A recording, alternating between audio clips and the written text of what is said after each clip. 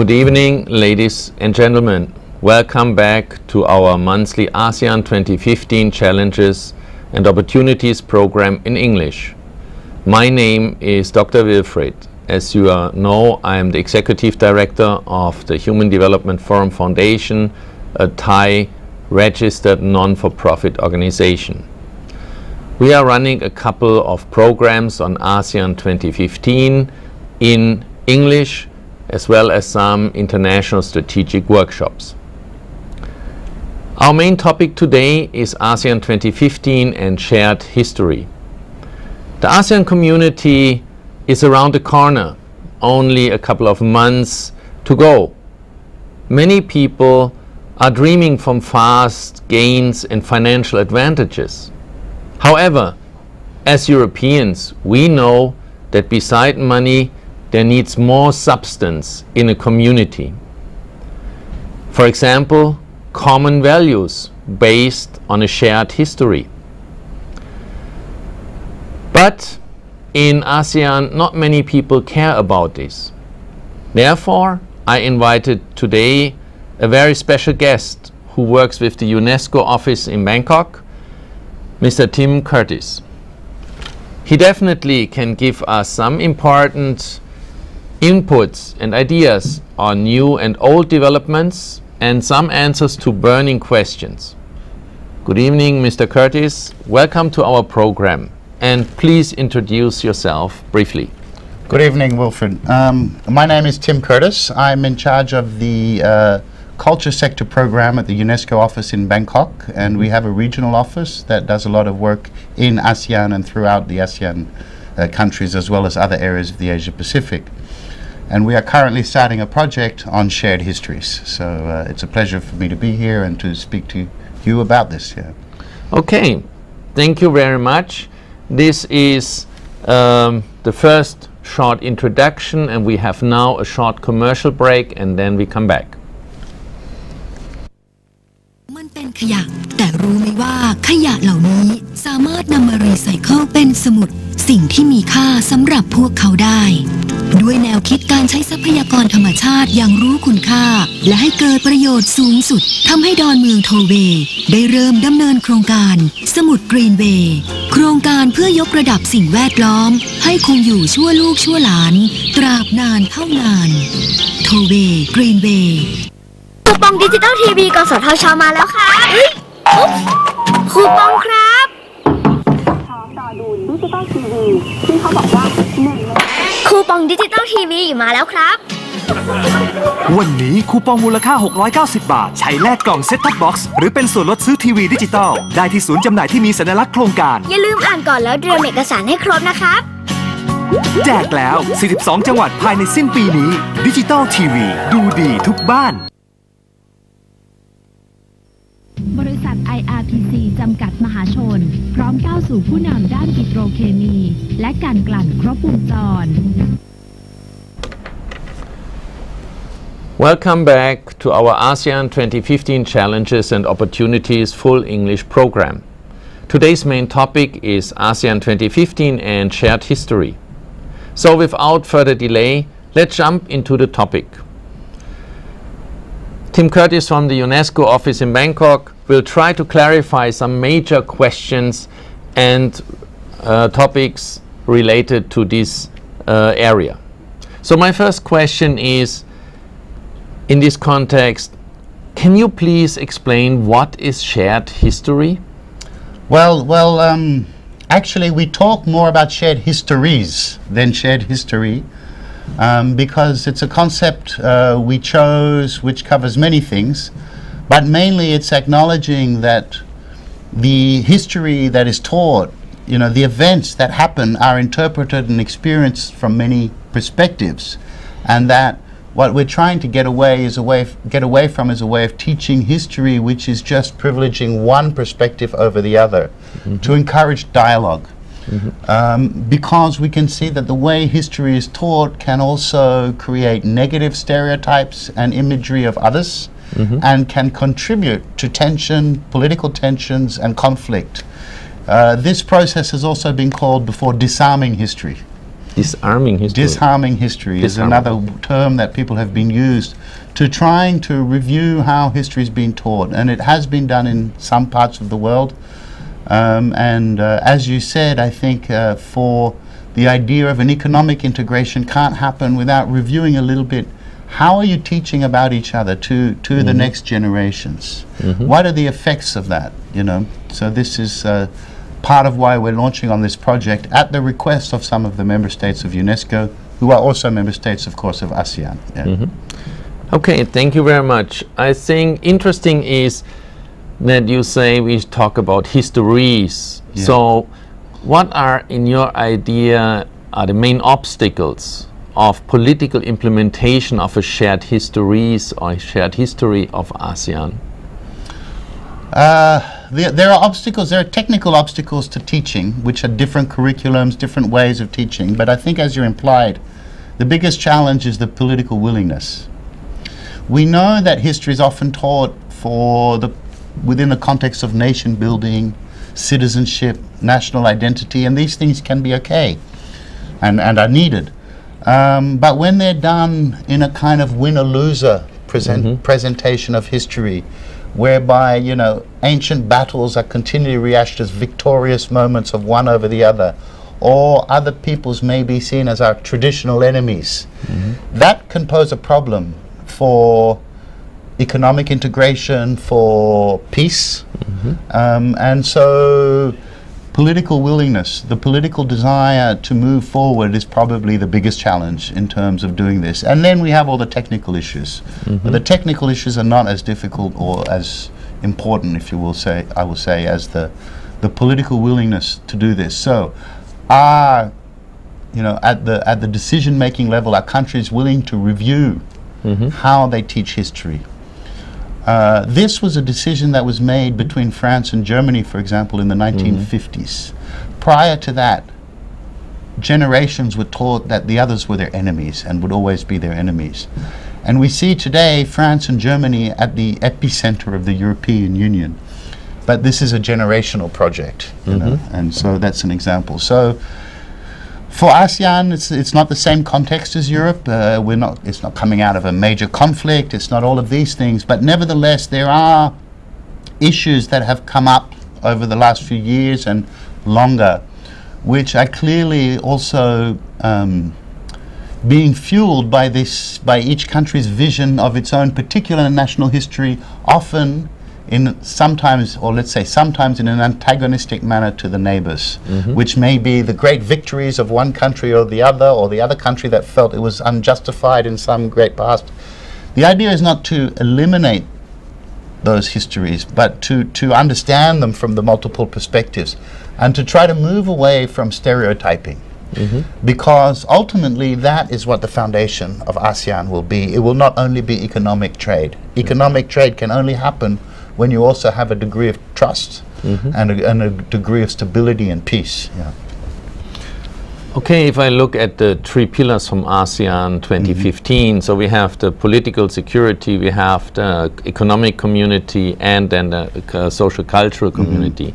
So your project would be rather centered in the social cultural, but with cross links to both others, because political security is influenced as well as economic. But how you do it practically, or how is your idea to do it practically? Okay, so what we're doing practically, and it's a modest, I mean, we can't change everything. Curriculum change is very difficult in schools, and anybody who works in education will tell you that there's lots of issues around defining a history curriculum. And particularly when you start talking about 10 countries coming together to do this. So what we've done is we've already had a couple of expert meetings with top historians from all ASEAN countries to discuss how we might approach this. And then we're setting up a technical advisory committee, which will comprise of both historians and educators, education specialists, to devise modules and teaching modules. We also have the issue that history is taught at different levels in different ways, in the Philippines, to Indonesia, to Thailand, to Myanmar, to Cambodia. So we don't have one single entry point. So we will develop modules that countries may use to attach to their existing teaching to try to teach about the concept not only of ASEAN but of Southeast Asia, and to try to understand their history from that perspective of the region. So they will be teaching modules, teaching training. We will look where we can fit in at the existing curriculums rather than try to review the whole curriculums. So the idea is to start with small practical steps over the next few years, but this is a sort of never-ending project. It will continue afterwards. And how is your cooperation with Samio on that? We are working very closely with CMEO. We have already had endorsement at the high-level meeting of the CMEO Ministries of Education meeting. We are bringing it to the Ministers of Education table. We've the CMEO Secretariat have been attending all our meetings and working closely with us.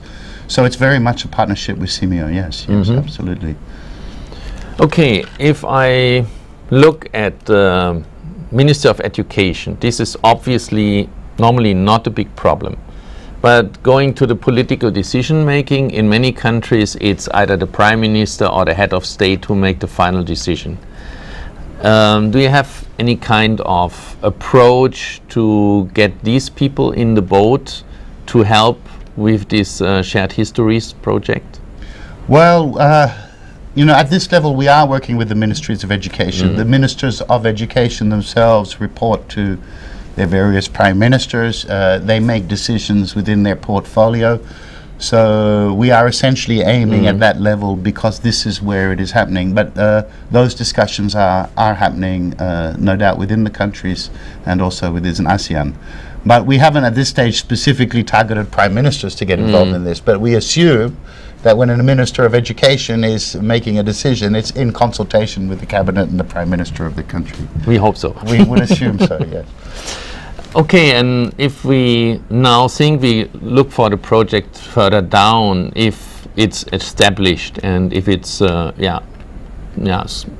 or trained in the school, what would be the effect for the normal people in the daily life? Is there any kind of feeling? If we think of, if we think of an economic integration, what does that mean? It means people move across borders, they work with each other, they have to start working with each other. If people are walking around having been taught that such and such a people are our enemies, or these people this, or this, and these kind of images through the teaching of history have come out, that's going to play out negatively in people's attitude towards each other. So really, ultimately, there's not going to be an immediate effect on the everyday life of people, but the idea through a generation is that people will not see each other through the eyes of distrust and antagonism, but start understanding each other better where they're coming from. And again, I think we look to the France-Germany thing. A generation ago, a French and a German would not, or a couple of generations. Today, we see they don't see each other as enemies anymore. That's finished. But there was a deliberate effort to review how history was being taught about each other. And without wanting to go into details, these issues are there in some of the ASEAN countries. There are ways history is being taught about neighboring countries which is negative. Both, let's say, more ancient history and sometimes more recent history. So for the sake of future generations, if there is to be a harmonious integration, this needs to be addressed, we believe, at UNESCO, And in fact, not only we, but many others from ASEAN countries have asked us to help with this. So you say contemporary history and ancient history. So what is somehow the starting point for ASEAN? I mean, contemporary history ASEAN would be 1967 plus the development to this founding. And ancient, where you start? Well, the project we are involved on isn't only about ASEAN as the institution. So that would be 1960. We're actually looking at Southeast Asia, okay? Of which ASEAN is a very important development. So we are putting together these technical advisory groups, and we've had an expert meeting where they've outlined a kind of agenda of how this could be structured through experts. And so rather than going through chronology and dates, they have suggested we start dealing with themes, people and places, movements, heritage, women in Southeast Asia through history. These kinds of issues which can be looked at from the regional level. Then of course you get to issues of creation of modern nation states, creation of institutions, colonialism, all of these issues. But we are structuring it around, at this stage they are structuring it around the thematic issues rather than chronologies or dates. Yeah. So this would be, let's say, more interactive, communicative way of teaching instead of simply repeating that what the teacher is saying. Yeah, I think we're also going to be working with teachers and teacher trainings to get them to think about how they are teaching what they're teaching and what the implications are in relation to the region and the sub-region. So yes, there are all sorts of different pedagogical tools that will be used and that we are developing. It may even involve exchanges between students, which would be important. But we are starting by looking at materials that can be used and training teachers to use those materials. Yeah. Okay.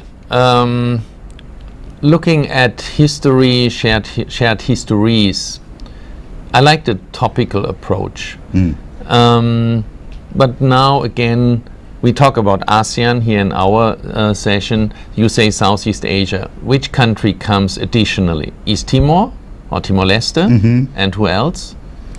No, at this stage it's perhaps Timor-Leste additionally. But we are taking a step-by-step approach. So really, actually, all the countries we will be starting in within the next year or two will be ASEAN members. We won't start immediately with Timor-Leste.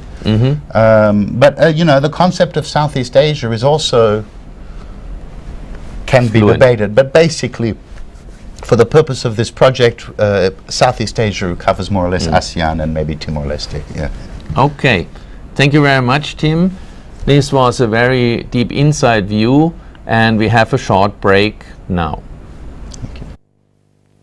มันเป็นขยะแต่รู้ไหมว่าขยะเหล่านี้สามารถนำมารีไซเคิลเป็นสมุดสิ่งที่มีค่าสำหรับพวกเขาได้ด้วยแนวคิดการใช้ทรัพยากรธรรมชาติอย่างรู้คุณค่าและให้เกิดประโยชน์สูงสุดทำให้ดอนเมืองโทเวย์ได้เริ่มดำเนินโครงการสมุดกรีนเวย์โครงการเพื่อยกระดับสิ่งแวดล้อมให้คงอยู่ชั่วลูกชั่วหลานตราบนานเท่านานโทเวย์กรีนเวย์คูปองดิจิตอลทีวีกสทช.มาแล้วค่ะคูปองครับพร้อมรอดูดิจิตอลทีวีที่เขาบอกว่าคูปองดิจิตอลทีวีมาแล้วครับ วันนี้คูปองมูลค่า690 บาทใช้แลกกล่องเซ็ตท็อปบ็อกซ์หรือเป็นส่วนลดซื้อทีวีดิจิตอลได้ที่ศูนย์จำหน่ายที่มีสัญลักษณ์โครงการอย่าลืมอ่านก่อนแล้วเตรียมเอกสารให้ครบนะครับแจกแล้ว42จังหวัดภายในสิ้นปีนี้ดิจิตอลทีวีดูดีทุกบ้าน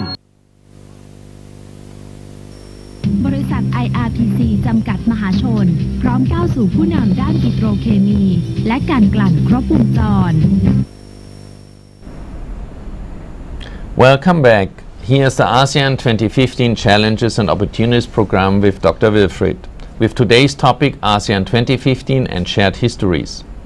My guest, Tim Curtis from the UNESCO, explained some main ideas and implementation possibilities, obstacles in the previous round. Tim pointed out, among others, that we should talk about shared histories, not history, because there are different kind of points of view. He also mentioned some difficulties, for example, political willingness, and also technical issues like language problems. And lately we talked quickly about curriculum issues, as they are sometimes in very different areas in the countries are taught. However, with a modular system, UNESCO want to support the idea to implement a shared histories project.